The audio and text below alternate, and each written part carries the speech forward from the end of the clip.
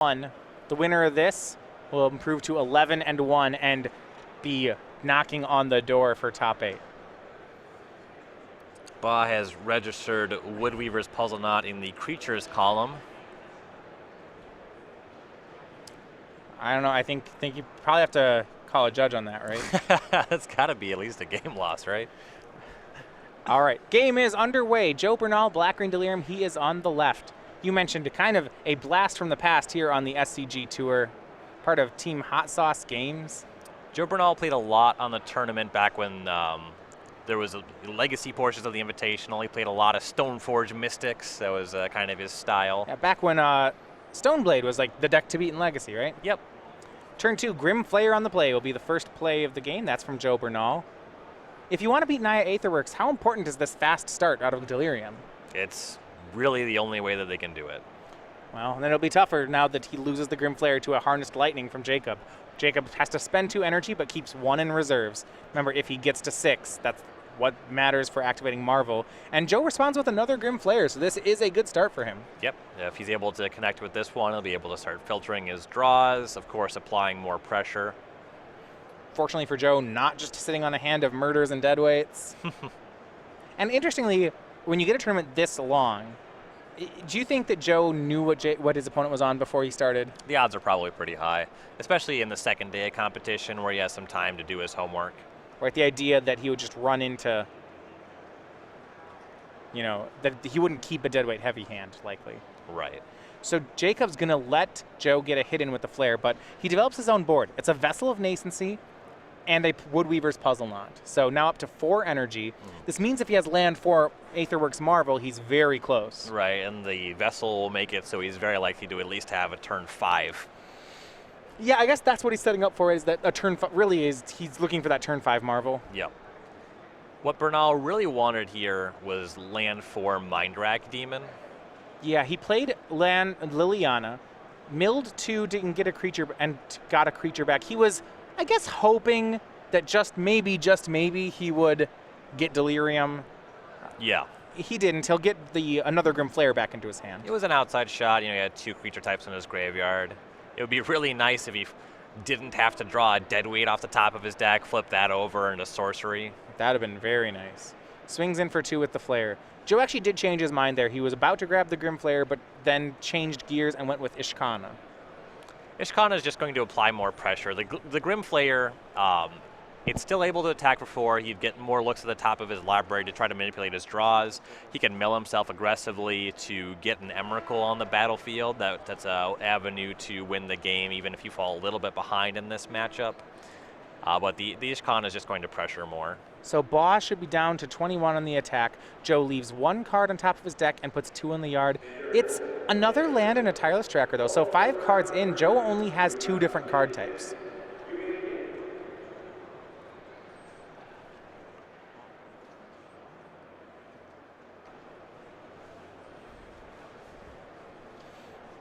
And back to Baugh. This is his 4th turn. As you mentioned, he's likely setting up for a turn 5 Marvel. Even if he has it on this turn, he only has 4 energy currently. He wouldn't be able to spin it immediately. I guess he needs to have the land. He does. It's Aether Hub, going up to 5 energy, and he'll cast Chandra and -3 to take care of Joe's attacker. And he had to spend an energy to cast Chandra, which is why you see him still at 4. This is significant, though. The Chandra not only kills the Grim Flayer, but if Baugh is able to untap with this Chandra, he'll be able to activate the Vessel and have enough mana to cast a Marvel on the next turn by using the Chandra to plus for 2 red mana. Yeah, well, actually, it's even better, right? If he has another land, he can crack Puzzle Knot and just do it all in 1 turn. And Joe will activate Hissing Quagmire, attack down Chandra, and say go. And with the life totals being so high, I think that it was a good move for Joe. Yeah, he can't.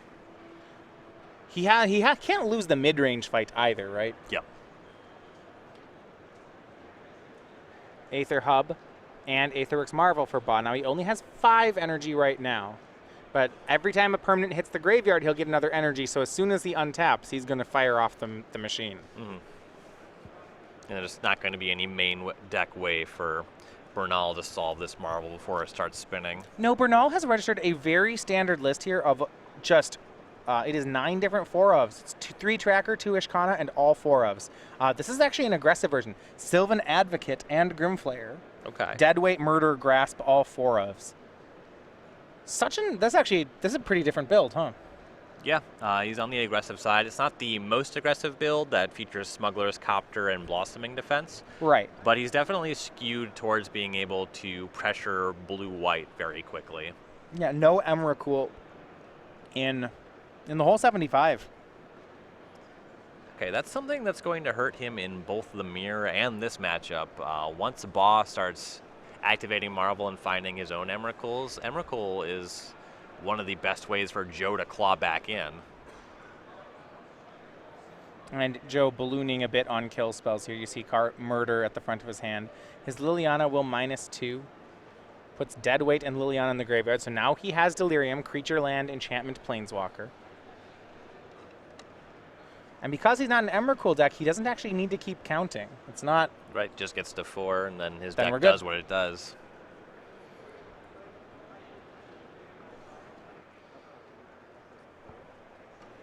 Took back the Grimflayer on that -2.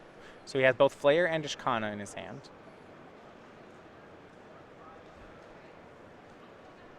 Think about tapping 4 mana that suggests a Mind Rack Demon, or there goes the full 5. Full 5, let's go with the Graph Widow. He does have the 3 spiders with it. Tireless Tracker in the graveyard, so he has Land, Creature, Enchantment, Planeswalker. Now, Jacob gets to start spinning. And here we go. Attune with the Aether brings Baugh up to 7 energy.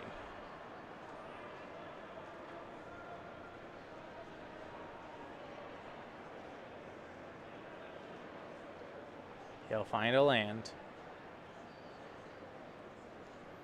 So, what are the hits in Jacob's deck? We go through it. 4 copies of Emrakul, 1 copy of Sigarda, and 3 copies of Ishkana are the main hits. Now, his graveyard currently is instant Planeswalker. But if he sacrifices the Puzzle Knot and the Vessel before using Marvel, then he would get spiders off his Ishkana. Yep.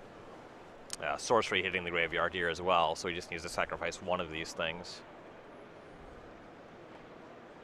And you see Jacob, not a rookie at this kind of strategy. He is going to do just that. Jacob's the type of player that really, I never see him miss these kind of small operations things. He's very good about managing these sorts of resources effectively. Yeah. What is it? In math, we'd say he doesn't drop the negative sign very often. 4 cards off this Vessel. 2 lands, Harness Lightning, Woodweaver's Puzzle Knot. So he'll get a land.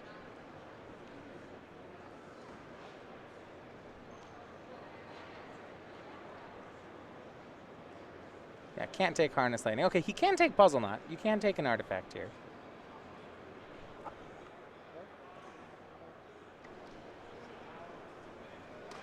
Vessel probably better than a land here for Baugh. Yeah, actually goes with Aether Hub. Yeah, land can build him towards casting Emrakul, something like that. More mana to activate Sigarda if he is able to put that on the battlefield. Yeah. Because the Vessel is put into the graveyard, that gets him an 8th energy.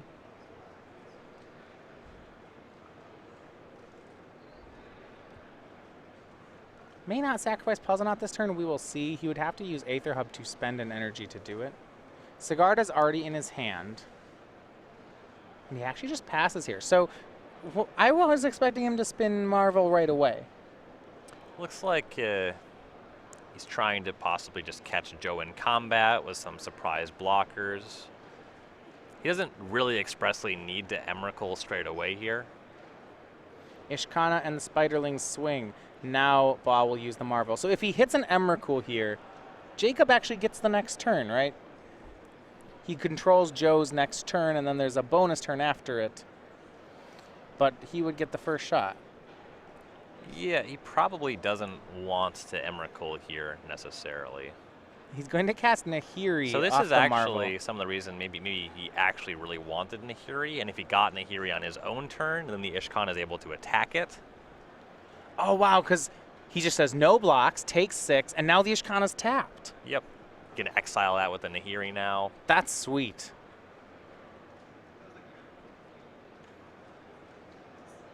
So Bernal down to 15. Or Baugh to 15. Bernal will follow up with Tireless Tracker and with Grim Flare and pass. No land for the Tracker. Baugh will use Aether Hub to go down to 1 energy, sacrifice Puzzle Knot to gain 3, make that 4 energy off Marvel. So goes to 5 is the net result. Yep, Aether Hub in hand to get it up to 6. There we go, up to 6.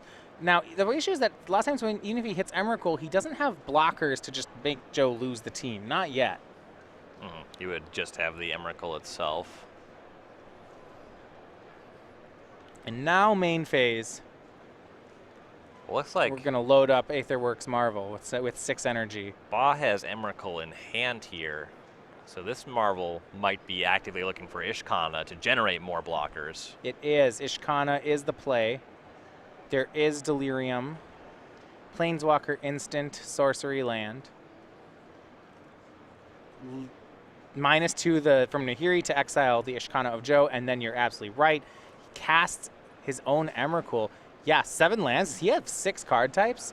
Enchantment, Planeswalker, Sorcery, Instant, Artifact, Land. Yeah, that's Emrakul. Pretty good turn of events there for Yeah, Baugh. Joe says that's Matt. That's game right there, because Jacob will take Joe's next turn. Joe will suicide all the creatures, and that'll be the end. And with Joe not having access to Emrakul himself, it's basically impossible for his configuration to come back from that kind of board state. So we'll be going to the sideboards. All right, so Black-Green Delirium, Joe Bernal down a game here. We're going to look at his sideboard, though. They definitely build their sideboard to address this matchup, and it's got a lot of great things. 3 Transgress the Mind, 2 Pick the Brain, 3 Natural State, 2 Appetite for the Unnatural, 3 Ruinous Path, and 2 copies of Kalidas, Trader of Get. Now remember that he is not an Emrakul build of Delirium. Yep, all of the discard spells here are going to be excellent. The Transgress is the Pick the Brains to remove the Marvel or Emrakuls out of Baugh's decks. Appetite for the Unnatural to limit him to 1 spin off of the Marvel. That's totally reasonable. Some argument for Ruinous Path, because you're going to need to kill these Nahiris, these Emrakuls, so I like that one a good amount, actually. Yeah, so do you fight over the artifacts? Things like, so you mentioned Appetites and Natural State.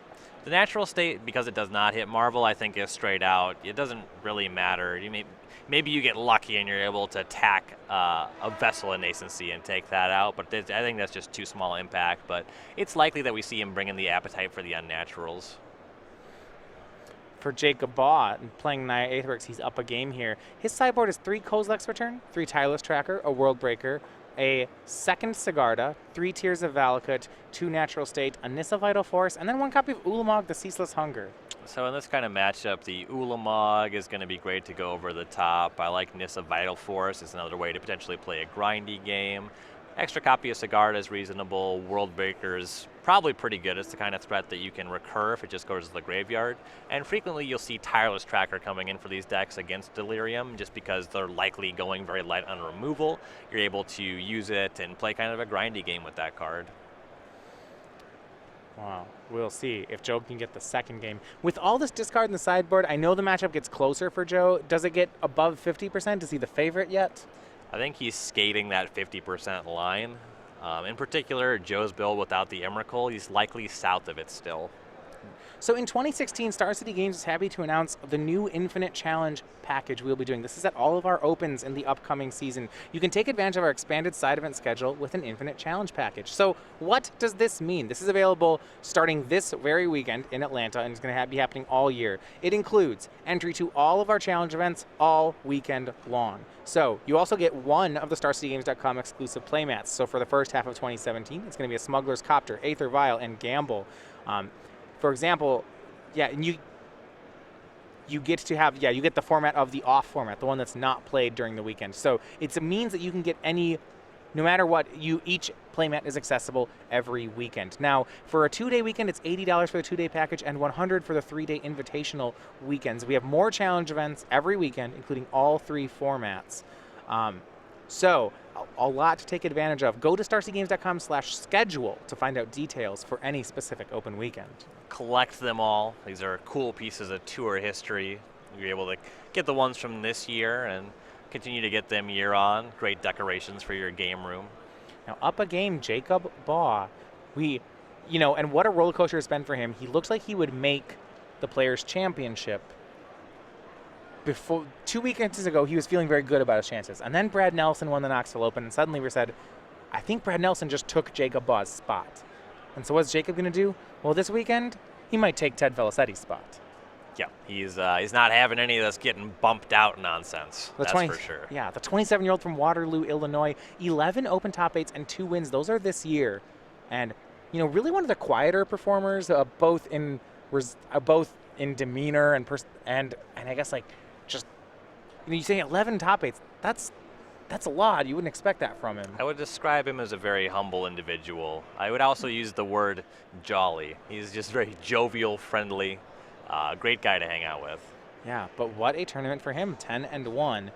If he wins one more game here, he will enter the modern rounds at 11-1, facing what is likely 3 win-ins for top 8.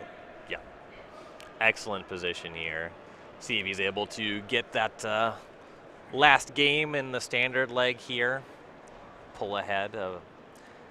See if Joe's able to answer back. And for Joe, this would be quite a comeback to the tour. A player we haven't seen in so long if he's able to crack the top 8. And these players, remember, both Bernal, Baugh, and Friedman are the only players at 10-1. Even with a loss, Joe Bernal will likely be no lower than 4th place. Yeah. So, game 2, Bernal on the play again. Starts on Evolving Wilds. For Baugh, he will just start building up toward that Marvel. Here is a tune with the Aether, 2 energy for the Aetherworks player. Now, Jacob has to expect in a post-board game that his hand is going to be torn up. Yes. Does that affect, I guess, what he keeps, his strategy here, what he prioritizes? You really don't want to mulligan too aggressive when the problem is discard spells. Yeah. You're just more likely every time you mulligan to have a hand that just becomes cold to discard. There is some concern about having redundant payoff cards and getting hit by an early Delirium activated Pick the Brain that would just destroy you. So once again, Joe has the turn 2 Grimflayer on the play, and once again, Jacob responds with Harnessed Lightning. And once again, Joe has a second Grimflayer. Yeah, the big difference here, he doesn't have the 3rd land to go with it. So this could be dangerous. Traverse the Ovenfold from Jacob. He's going to try to build his way up on mana. He may not have had another land. You see he gets a mountain here.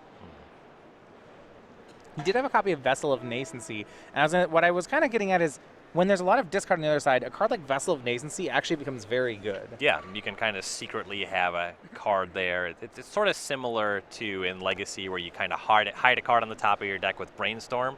There's less certainty in the matter, but you do get this kind of buff against discard spells. Well, Joe does draw a land here on turn 4. It's a copy of Evolving Wilds. He's going to sacrifice it before attacking, because he knows that if he stacks the top of his deck with the Grimflayer, he doesn't want to have to shuffle it away with Evolving Wilds. Yep, definitely. And when it comes to missing land drops, Joe's deck is a little worse at recovering than the stock build. He did skimp on, there's no grapple with the past in his 75.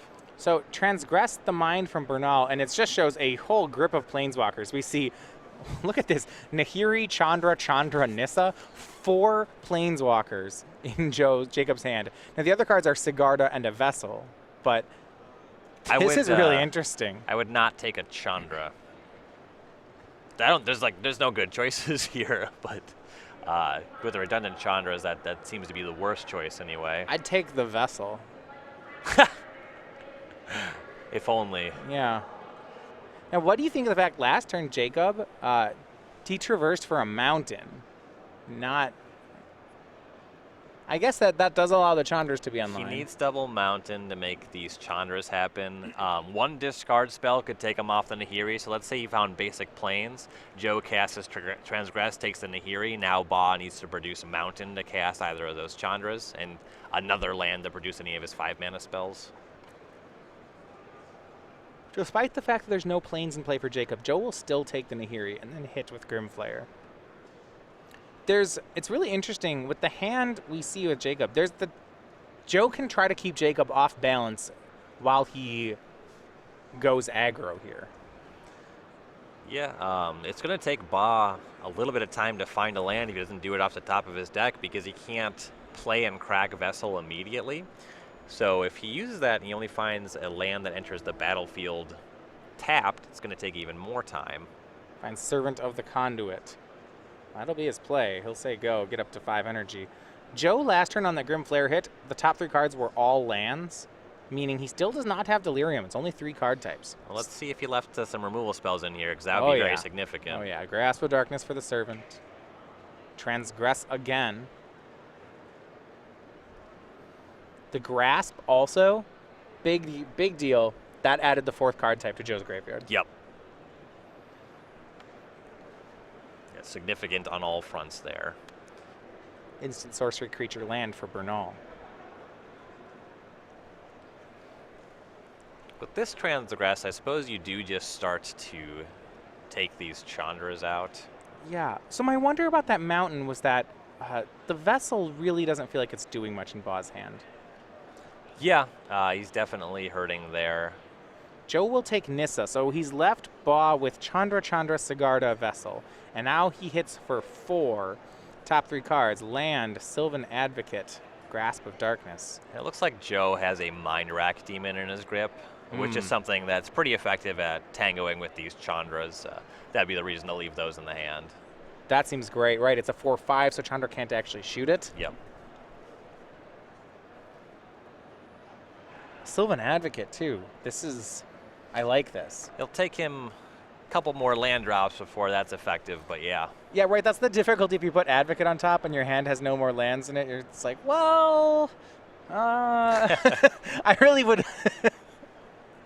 I want this card, but I want it to be a 4/5. Right. Yeah, he ends up binning the Sylvan Advocate. Bin's a 2nd Grasp here, so looks like he is concerned about the Servant of the Conduits. Aether Hub, the draw for Jacob Baugh. It shoots down Grim Flare immediately, and he passes back. And if he's able to untap with a Chandra, you can use that to enable the casting of one of his 5-mana spells on the following turn. And Lilia, he's going to Liliana. Okay, I like this from Joe a lot. Liliana -2, get back Grim Flare, and cast it. Yep, Good play. This Chandra does not have nearly enough loyalty to kill that. Chandra will plus. Exile Servant of the Conduit. He's not going to cast it. That means the 2 damage takes care of Liliana, and then he plays another Chandra, kills Grim Flare, and plays Vessel. Okay, Jacob's recovering. Draw for Joe Bernal. It's Grasp of Darkness. That's no help, but here's Mind Rack Demon. That's a card that survives Chandra. He'll cast that, mill himself for 4. But Joe's last card's a Grasp. He needs a lot of help from this demon. And despite such a good start from Joe, he needed to keep Jacob off balance just a little bit longer. I think that Liliana Grim Flare turn actually would have been better as just Mind Rack Demon. Because you can't kill it with Chandra. The backup Chandra was face up, but the first one just killed the Liliana, and then he killed the Flare. Yeah, just having the demon on the battlefield seems more significant. Now Chandra makes mana, and Jacob casts Sigarda, and he is setting up a wall. He has a Planeswalker, he has Sigarda, he has Vessel ready. This is very dangerous for Bernal. You know, Sigarda, it combats really well against the demon here, but if Joe still had Liliana, he could attack into it. If there was a block, he'd be able to Liliana it down. So Joe attacks the Mind Rack Demon at Chandra. Jacob blocks before damage. Joe will Grasp of Darkness. Jacob has to decide if he wants to make a 1/1 human with Chandra or crack that Vessel. He will...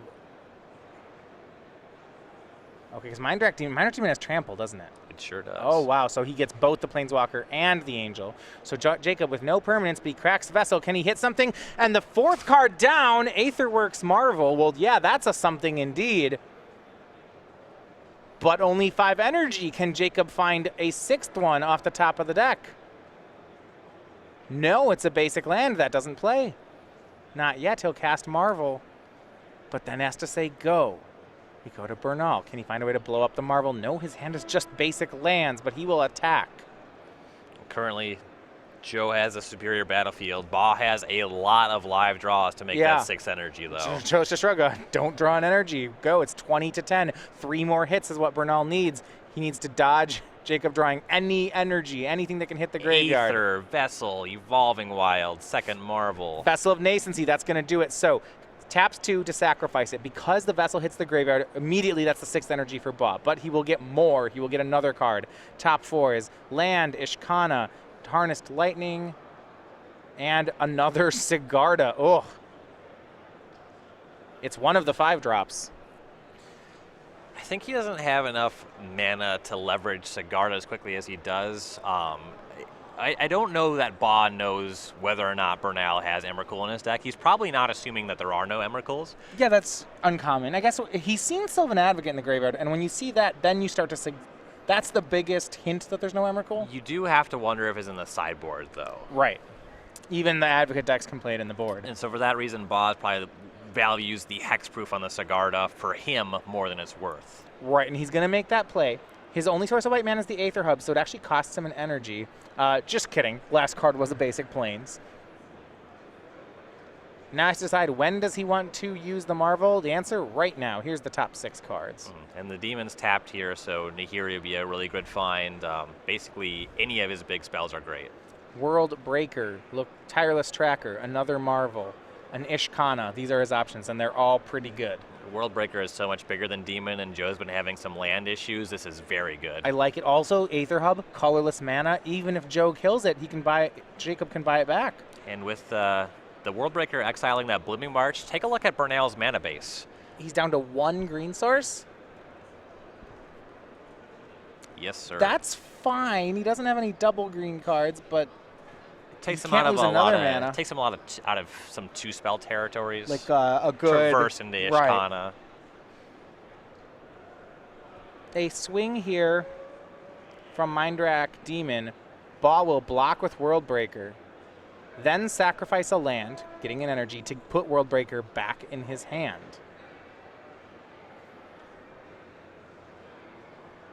To 9 goes Jacob. Baugh draws. If it's a land, he can just recast the World Breaker. It's not. You can still cast that Sigarda. Has to pay. Yeah, cast Sigarda. Plays Vessel, says go. Vessel of Nascency was his draw. Back to Joe Bernal.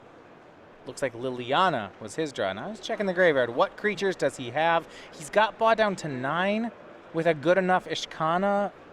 Well, he'd need 2 more lands if he wants to activate it. And he knows that Baugh has another World Breaker. That's probably not good enough. So Baugh did not produce a land, and even if the Vessel finds a land, he'd have to use 2 mana to do it.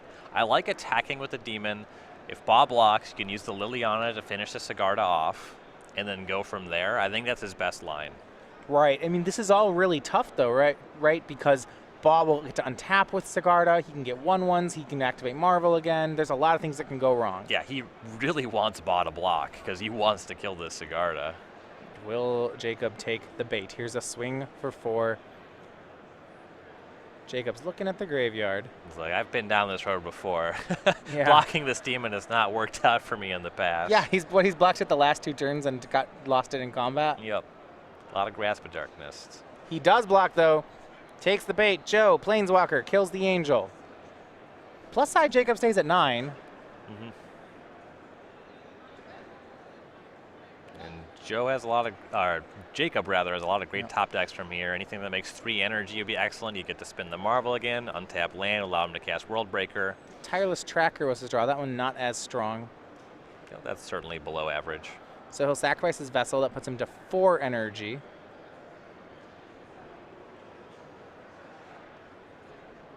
Tracker, Servant, Aether Hub, and Kozilek's Return. Well, this is pretty good. Servant will get him enough energy to use Marvel again. There's that option. Yep. His hand is, he has a World Breaker. Well, this is interesting. He's going to go ahead and take the Aether Hub. So the Aether Hub is a guaranteed way on the following turn to cast a World Breaker. Okay, so Tireless, I like this Tireless Tracker, Aether Hub up to 5 energy, and a Clue. He'll say go. Now he's taking damage, right? No blocks on the Mindrak Demon anymore. So this Clue is his 6th energy because of the gross. Marvel. Oh, this is good. You're right. This is excellent. So he gets everything. He gets a card, a creature, and still uses the Marvel. Yeah, this is a lot better than Servant. He gets the land for World Breaker next turn. Yep. Ugh. Ugh. What is Joe Bernal going to do? He's got Jacob to 9, but those last 9 points, I don't know. Well, he'll swing Mindrak Demon. Certainly isn't winning if he doesn't. Yep. And just Jacob Baugh try to catch him in combat? Oh, yes, he does. Cracks a Clue, draws a card, gets that energy number 6. Gets a 1/1 counter. The card is Nahiri. Well, okay. Here's be good Marvel. next turn. Yeah. What can he cast off the Aetherworks Marvel? Emrakul. Reasonable. All right, so the text on Emrakul here, when you cast Emrakul, win the game. Yeah. That's how it's going to play out. It is Emrakul the promised end. The text is it ends the game. Yeah, and I mean, it was, so how it would work is Jacob would